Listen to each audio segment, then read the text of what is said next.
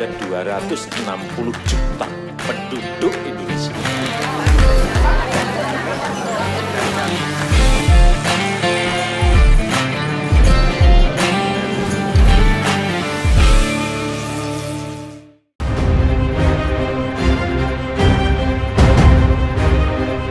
Di dunia persepak bolaan, ada banyak fakta-fakta yang sangat menarik untuk kita bahas. Salah satunya adalah kita akan membahas fakta-fakta timnas wanita Indonesia nih pemirsa. Siapa nih yang di antara kalian ingin menjadi atlet Indonesia yang bisa mengharumkan nama Indonesia? Yuk kita saksikan fakta-fakta timnas wanita Indonesia. Yang pertama, sempat diremehkan media asing. Timnas wanita Indonesia kali ini diremehkan oleh media asing Vietnam di Piala Asia Wanita 2022 atau Piala AFC 2022. Media asing tersebut berargumen bahwa Indonesia tidak akan lolos babak penyisihan grup karena pesaing kita ada Australia dan Thailand.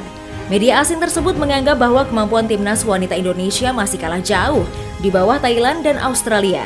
Maka peluang yang dimiliki timnas wanita Indonesia dianggap kalah jauh untuk lolos babak penyisihan grup.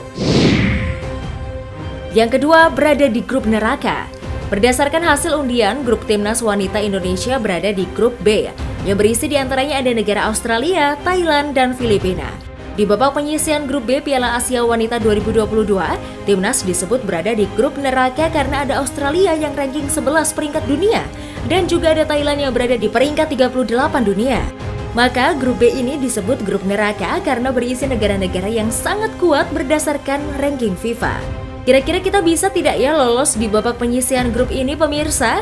Kita harus dukung terus timnas kita. Yang ketiga, memperbaiki posisi ranking FIFA. Timnas Indonesia terus mengalami perkembangan yang sangat positif setelah dipastikan timnas wanita kita lolos ke Piala Dunia Asia Wanita 2022. Ranking FIFA timnas wanita Indonesia saat ini berdasarkan update yang terbaru, skuad Garuda Pertiwi ini memasuki 100 besar dunia. Skuad Garuda Pertiwi saat ini naik 2 peringkat menjadi peringkat 94. Wow, keren sekali ya pemirsa. Kita harus apresiasi pemirsa untuk skuad Garuda Pertiwi kita. Ketua Umum PSSI Muhammad Iriawan pun mensyukuri dengan naiknya peringkat timnas wanita kita, bahwa naiknya peringkat kita harus didukung dengan berbagai program. Yang keempat, trial di klub Bayern Munchen. Kabar yang menggembirakan untuk kita semua ya pemirsa, bahwa salah satu pemain timnas kita dapat undangan yang sangat berharga untuk trial di Bayern Munchen. Bayern Munchen, siapa yang tidak tahu klub sepak bola Jerman ini, namanya sudah pasti familiar bagi kita. Pemain timnas wanita Ade Mustika akan menjalani trial ini selama 1 minggu. Jika Ade Mustika ini lolos, ia berkesempatan menjadi pemain di skuad bola raja Jerman ini. Semoga kita doakan Ade Mustika ini lolos ya pemirsa. Yang terakhir, kekalahan terbesar sepanjang sejarah. Timnas wanita Indonesia kita harus menerima kekalahan yang telak. Kita ditekuk lutut oleh Australia 18-0. Skuad Garuda Pertiwi ini di babak pertama sudah ketinggalan 9 gol. Sementara itu di babak kedua, skuad Garuda Pertiwi kembali mengalami pembantaian. Kapten Timnas Ade Mustika bersama rekan-rekannya kembali kebobolan 9 gol.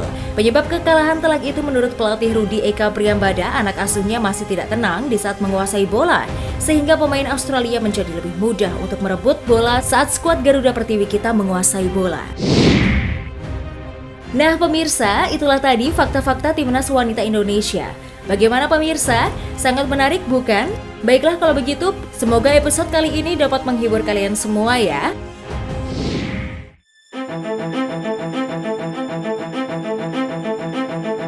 Jika sedang berkunjung ke kota besar seperti Jakarta Pusat, Anda akan menemukan deretan gedung pencakar langit yang seolah berlomba menjadi yang paling tinggi.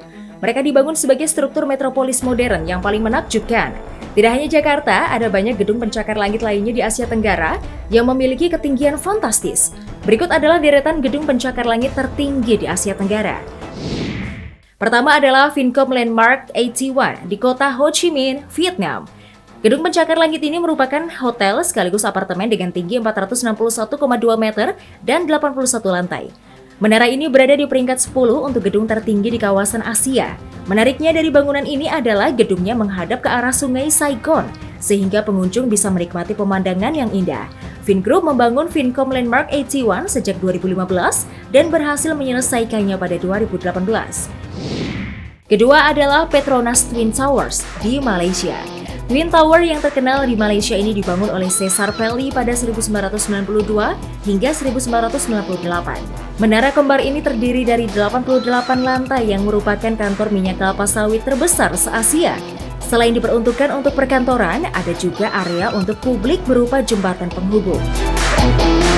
Tapi tahukah pemirsa, dulunya menara kembar ini adalah tanah bekas lapangan pacuan kuda yang sangat luas. Petronas Twin Towers memiliki tinggi 451,9 meter dan berada di peringkat 12 gedung tertinggi di Asia. Ketiga adalah The Exchange 106. Gedung ini lekat kaitannya dengan nama Joko Chandra, sebab anak bisnisnya bernama Grup Mulia membangun dan memiliki gedung The Exchange 106 di Malaysia. Gedung pencakar langit ini memiliki ketinggian sekitar 445,5 meter dengan 95 lantai. Dibangun dari tahun 2016 hingga 2019, menara ini dibangun sebagai perkantoran dan memiliki area retail komersial. Grup Mulia memiliki saham sekitar 49% dari seluruh bangunan. Sisanya adalah milik Kementerian Keuangan Malaysia. Yang terakhir adalah gedung dari Indonesia yaitu Autograph Tower. Bangunan pencakar langit setinggi 383 meter ini berada di kompleks bangunan Tamrin 9, Jakarta Pusat. Autograph Tower juga memiliki 75 lantai untuk berbagai fasilitas seperti hotel, kantor, dan restoran. Tingginya dikatakan 3 kali tinggi Monas loh pemirsa. Wow, tinggi sekali bukan? Gedung dengan biaya pembangunan mencapai 7 triliun ini diperkirakan akan selesai tahun 2022. Wah, jika gedung ini selesai dibangun, tentu akan menjadi gedung tertinggi di antara gedung pencakar langit lain di Indonesia ya pemirsa. Itulah tadi deretan bangunan pencakar langit tertinggi di Asia Tenggara. Semoga bermanfaat.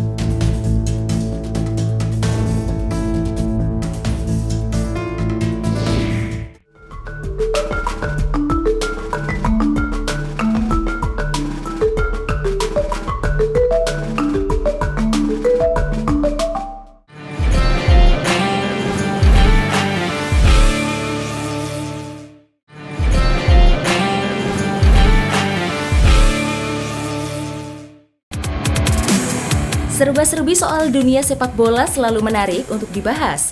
Bukan hanya terkait penampilan para pemain bintang dalam sebuah pertandingan, hal-hal lainnya terkait regulasi atau aturan dalam cabang olahraga sepak bola ini juga tidak kalah menarik untuk dikulik. Kali ini kita akan coba membahas soal standar ukuran bola sepak yang telah ditetapkan Federasi Sepak Bola Internasional, FIFA.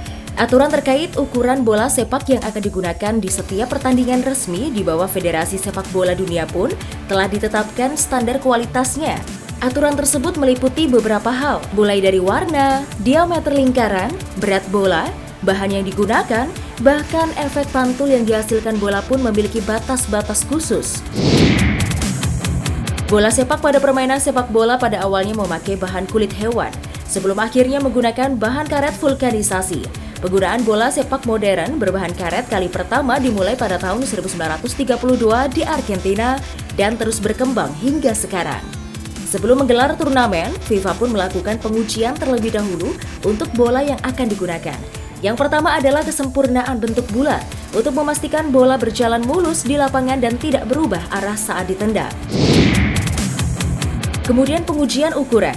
Ukuran bola yang digunakan oleh pertandingan sepak bola kategori dewasa atau berusia 12 tahun ke atas harus memiliki lingkar 68 hingga 70 cm. Sementara lingkar bola untuk permainan sepak bola usia dini atau anak-anak di bawah 12 tahun bisa berukuran lebih kecil. Berat bola untuk permainan sepak bola sesuai standar FIFA adalah 410 hingga 450 gram. Tekanan udara pada sebuah bola sepak sesuai ketentuan FIFA pun harus mencapai 14,7 PSI. Apabila dalam sebuah pertandingan tekanan udara pada bola berkurang, maka pemain diperkenankan untuk mengganti bola tersebut setelah bola keluar lapangan. Mengenai warna, meskipun FIFA tidak mengatur secara detail, akan tetapi untuk warna bola yang digunakan pada pertandingan sepak bola harus mencolok dan terlihat dengan jelas oleh pemain. Sehingga sangat disarankan untuk memakai bola berwarna putih yang dominan untuk membedakan warna hijau pada rumput lapangan. Sementara jika pertandingan berlangsung di musim atau lapangan bersalju, maka FIFA akan merekomendasikan bola dengan warna-warna yang cerah seperti merah, oranye, ataupun kuning. Ya, FIFA memang punya standar kualitas untuk sebuah bola. Namun siapa sangka, standar kualitas dunia untuk sebuah bola tersebut mampu dipenuhi oleh Indonesia. Tahukah Anda Bola yang digunakan pada pagelaran Piala Dunia sejak edisi 1998 hingga yang terakhir Piala Dunia Rusia 2018 lalu merupakan hasil karya sebuah pabrikan bola asal tanah air, tepatnya di Majalengka, berlisensi perusahaan aparel asal Jerman. Bola yang dibuat pabrikan tanah air Sinjaraga Santika Sport ini juga menjadi langganan untuk pagelaran Piala Eropa.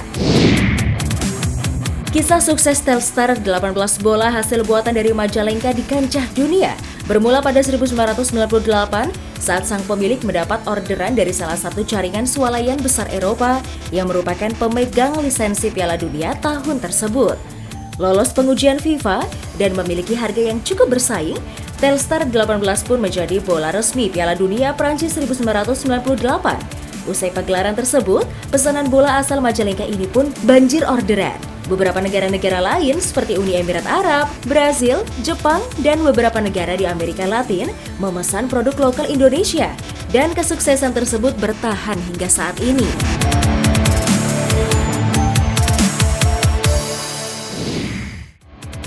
Sepak bola menjadi olahraga yang paling digemari hampir di seluruh belahan dunia. Bahkan sudah menjadi ladang bisnis bagi sebagian orang, maka tidak heran jika pada akhirnya para pemain besar mendapatkan bayaran hingga miliaran per pekan. Lantas siapa saja pesepak bola dunia yang dinobatkan sebagai pemain terkaya di dunia pada tahun 2021 ini? Bomber gaib milik klub AC Milan, Zlatan Ibrahimovic, mengisi posisi kelima di daftar pesepak bola terkaya pada 2021. Kekayaan Ibra tercatat senilai 2,66 triliun rupiah. Pendapatannya juga diperoleh dari beberapa sponsor brand olahraga dan juga produk perawatan pria. Untuk ukuran pemain 39 tahun, Ibra memiliki nilai kontrak yang cukup fantastis musim ini bersama Milan, yaitu 111 miliar rupiah yang akan berakhir pada Juni tahun depan. Penggawa Paris Saint-Germain, Neymar Jr. ada di urutan berikutnya dalam jajaran pemain sepak bola terkaya di dunia. Winger asal Brasil itu tercatat memiliki kekayaan hingga 2,9 triliun rupiah. Pendapatannya jelas bukan hanya dari lapangan hijau. Kerjasama dengan beberapa sponsor juga menjadi salah satu pemasukan terbesar dari pemain 29 tahun ini. Untuk informasi, kontrak baru Neymar dengan Paris Saint-Germain mencapai 505 miliar per tahun. Itu pun di luar bonus jika dirinya tampil bagus saat bermain. Kesuksesan CR7 tersebut dibarengi dengan besarnya nominal yang didapatkannya. Total kekayaan pemain Manchester United ini sebesar 7,2 triliun rupiah. Musim ini Ronaldo telah mengikat kontrak dengan Red Devils senilai 494 miliar rupiah untuk jangka waktu 1 musim ke depan.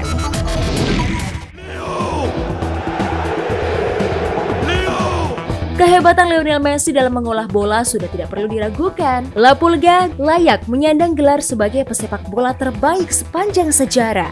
Pemain yang baru saja hengkang dari Barcelona ke PSG ini diperkirakan memiliki harta senilai 8,6 triliun rupiah. Messi didatangkan dari Barca ke Paris Saint-Germain dengan nilai kontrak 590 miliar rupiah. Sementara gaji peraih 6 gelar Ballon d'Or di PSG mencapai 12 miliar per minggu. Leo Messi znakomicie obrócił się.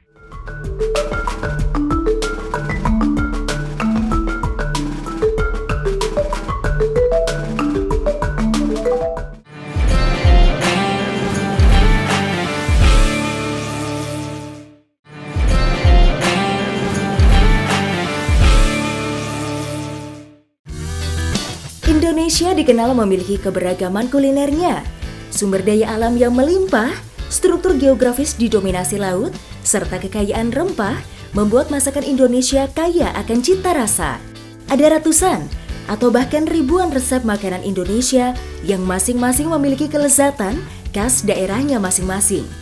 Berikut kami coba rangkumkan beberapa makanan Indonesia yang terkenal kelezatannya. Kita awali menu kali ini dengan makanan khas Jawa Timur, rawon. Hidangan sup daging berkuah hitam ini punya banyak penggemar. Warna hitam pada kuah rawon berasal dari bumbu khas Indonesia bernama kluwak.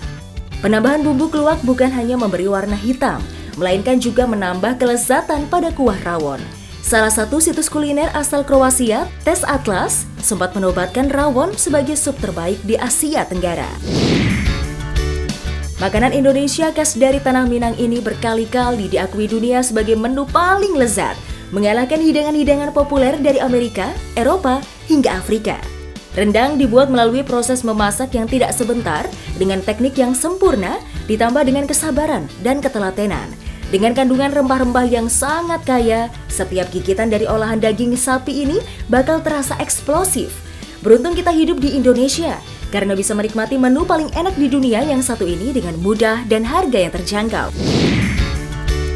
Rasanya tidak ada masyarakat Indonesia yang tidak kenal dengan menu yang satu ini. Bakso merupakan campuran daging sapi giling yang dicampur tepung tapioka dan dibentuk mirip bola-bola kecil. Kunci kelezatan bakso ada pada kaldunya. Makin gurih kaldu yang ada di kuah bakso, makin membuat lidah kita tak mau berhenti bergoyang. Meskipun bakso sebenarnya berasal dari Tiongkok, namun kini makanan berbentuk bulat ini seolah sudah melekat sebagai kuliner tanah air. Bahkan penjual bakso bisa sangat mudah dijumpai di seluruh penjuru pelosok negeri, mulai dari penjual gerobak hingga di tempat-tempat berkelas. Satu lagi makanan yang selalu sukses membuat tertegun ketika melihatnya adalah sate.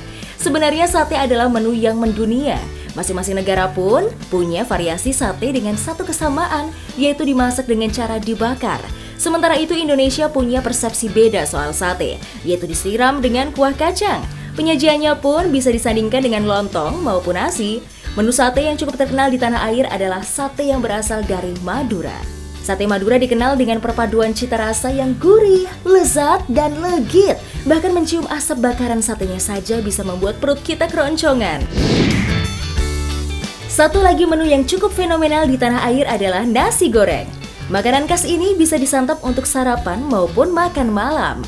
Pembuatannya yang tidak terlalu sulit membuat menu nasi goreng terus mengalami inovasi. Bahkan setiap orang pasti punya variasi nasi goreng favoritnya masing-masing. Biasanya sebutan nasi goreng dibedakan dari warnanya, mulai dari nasi goreng hijau hingga nasi goreng tanpa warna, alias nasi goreng putih.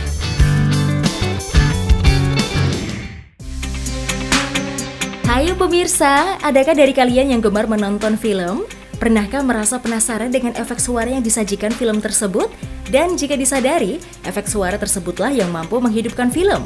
Mungkin sebagian orang berpikir membuat sound effect adalah dengan menggunakan alat canggih. Padahal faktanya, menggunakan alat sederhana saja bisa menciptakan suara yang keren banget. Inilah beberapa sound effect yang pembuatannya tidak disangka-sangka. Pertama adalah suara hujan. Selama ini pasti Anda berpikir jika suara hujan di suatu film itu direkam saat air hujan turun. Nah ternyata suara hujan bukan direkam dari suara air, melainkan dari suara daging yang dipanggang dan suara beras yang dijatuhkan pelan-pelan. Ketika didengar suaranya sama seperti suara hujan di film ya.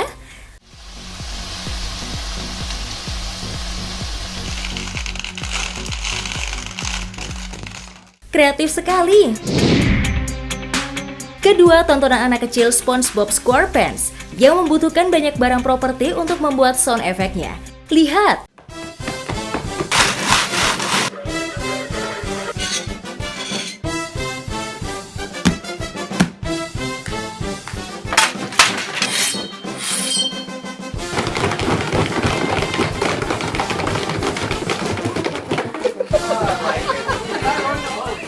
Wah, keren sekali! Ketiga adalah film Nicky Tanner. Inilah alasannya pembuatan film animasi itu lama sekali dan rumit. Soalnya dalam pembuatan film Nicky Tanner, sound effect yang mereka pakai niat sekali loh. Mulai dari lonceng metal, kayu dipukul satu sama lain, dan bulu digosok. Padahal biasanya scene itu berlangsung beberapa menit saja. Betul saja jika gaji profesi ini bisa sangat tinggi.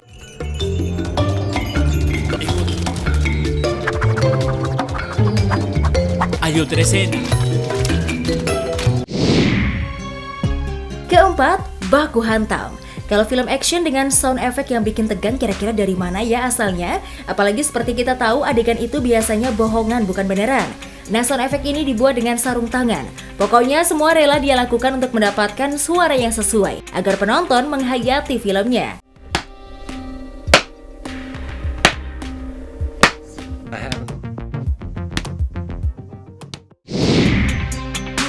Terakhir adalah suara lalat terbang. Banyak film yang menampilkan suara nyamuk atau lalat termasuk film Men in Black. Pada film tersebut ada sebuah scene di mana ada seekor lalat sedang terbang. Nah, bagaimana ya cara mendapatkan suaranya? Ternyata cara membuat lalat tersebut menggunakan kipas kecil ini pemirsa. Wah, kok bisa ya?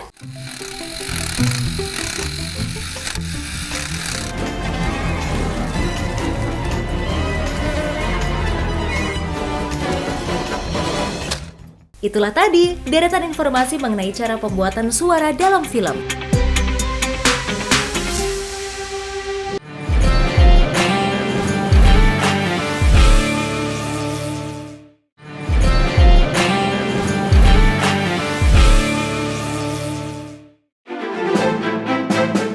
Hewan memanglah memiliki beragam spesies yang tersebar di seluruh penjuru dunia. Di antara semua jenis-jenis tersebut, ada loh beberapa hewan unik yang sebenarnya memiliki kemampuan yang tidak terduga.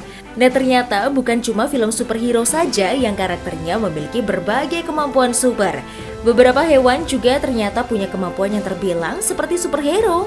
Nah, berikut ini Tovel sudah merangkum beberapa hewan unik dengan kemampuan yang tidak terduga.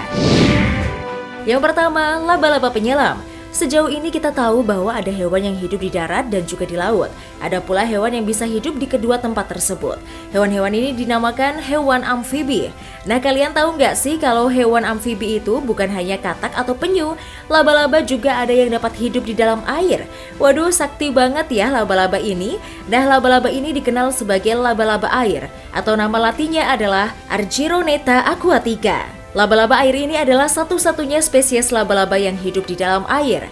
Namun kalian jangan berpikir bahwa laba-laba ini bernafas dengan insang layaknya ikan ya. Cara mereka bernafas di air dengan membuat tabung oksigennya sendiri dari perutnya yang berbulu halus. Bulu-bulu halus tersebut berfungsi untuk menjebak udara di permukaan air. Udara yang melekat tersebutlah yang menjadi sumber pernafasan mereka. Sama seperti laba-laba pada umumnya, mereka dapat membuat sarang namun bentuknya saja yang berbeda. Sarang ini dibuat dengan mengambil udara dari permukaan, lalu dibuat seperti sebuah gelembung udara dan dilekatkan pada perutnya. Kemudian disimpan di tanaman air. Wah, menakjubkan banget ya pemirsa. Yang kedua, lyrebird. Kalau kalian punya burung kakak tua atau beo yang pandai meniru suara, mungkin kalau burung ini kalian bisa anggap sebagai dewanya burung peniru suara. Coba deh, dengerin aja.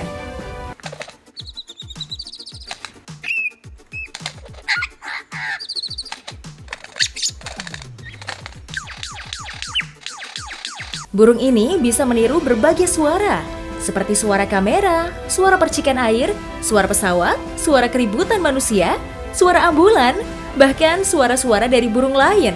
Waduh, bisa bikin merinding gak sih kalau lagi di hutan? Tiba-tiba dengar suara ambulans. Hahaha, ternyata suara si lyrebird.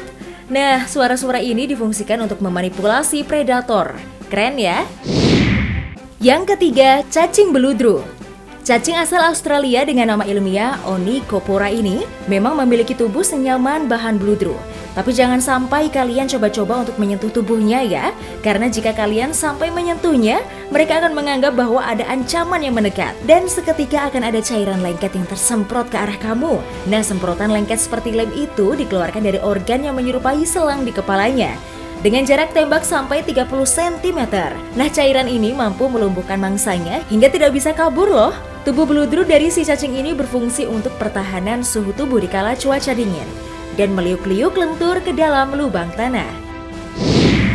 Yang keempat, kadal basilis. Kadal yang satu ini berbeda dari kadal-kadal pada umumnya loh pemirsa. Kadal yang hidup di Amerika Tengah ini sangat populer di kalangan manusia. Bagaimana tidak? Kadal ini layaknya spesies hewan yang menyerupai seorang ninja. Lihat saja, kadal ini mampu berlari di atas air loh. Kadal ini juga sangat handal dalam urusan memanjat, serta perenang handal. Bahkan sepertinya hanya kadal basilis lah yang menjadi satu-satunya reptil dengan kemampuan layaknya seorang ninja. Ciri kadal ini juga sangat mudah dilihat, memiliki jambul, serta ekor yang panjang. Dan warnanya juga bagus-bagus. Bagaimana, tertarik untuk memilikinya? Yang terakhir, Jesus bird. Hewan ini dinamai seperti itu karena dia bisa berjalan di atas air. Burung berjenis African jacana ini sempat viral lantaran terlihat memiliki 8 kaki, layaknya laba-laba. Memang benar sih kalau burung ini bisa berjalan di atas air, namun kaki-kaki yang lainnya itu ternyata adalah kaki dari anak-anaknya yang ia sembunyikan di bawah sayapnya. Nah, uniknya yang melakukan perlindungan pada anak-anaknya ini bukanlah induknya, melainkan pejantannya. Hal ini dilakukan agar anak-anaknya terhindar dari predator. Nah pemirsa, itulah tadi beberapa hewan unik yang memiliki kemampuan tidak terduga. Pasti kalian juga tidak menyangka kan kalau ada hewan-hewan berkemampuan seperti ini? Oke deh kalau begitu, semoga kalian semua terhibur ya.